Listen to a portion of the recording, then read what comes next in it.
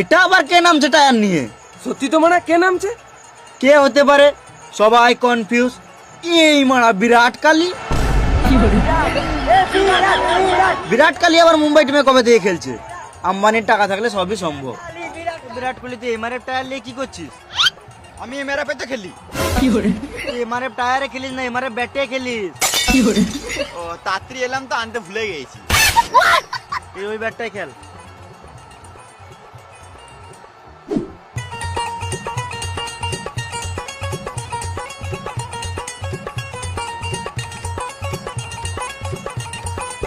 বিরাট, তুই আম্বানির কাছে কত টাকায় বিক্রি হলি?